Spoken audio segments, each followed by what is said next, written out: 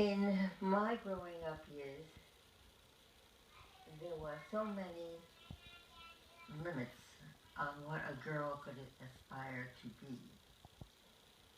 She could not be a police officer, she could not be a firefighter, she could not be a coal miner, she could not work at night. There were all these restrictions. There were very few women lawyers, maybe 3% of the bar, and there were even fewer judges.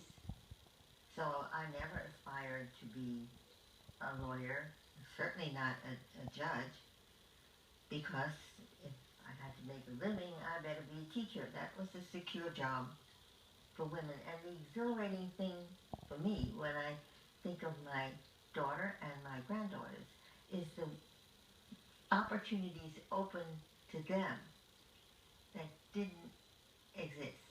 I'll give you my favorite example of this is my granddaughter, who's now 23, when she was 8, was with me and I was being interviewed, and she said, well, I wanted to be part of this show too. So the reporter said, all right, Clara, what would you like to be when you grow up? And Clara's response was, I would like to be president of the United States of the world. And that, to me, the change in what girls can aspire to do and can achieve has been just exhilarating. Well, unfortunately, we've come to the end of the line. I just want to share with you the essence of a conversation that was repeated over and over again with me and the producers of this program, especially the executive producer, Mike Friedman, whom you have met.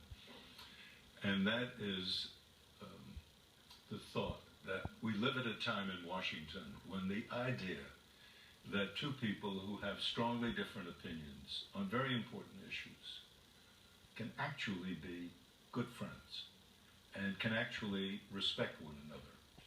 And that kind of mutual respect is so terribly important today.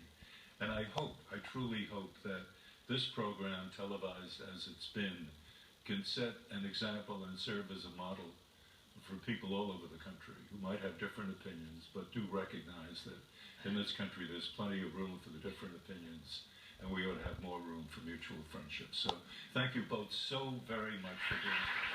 Appreciate it.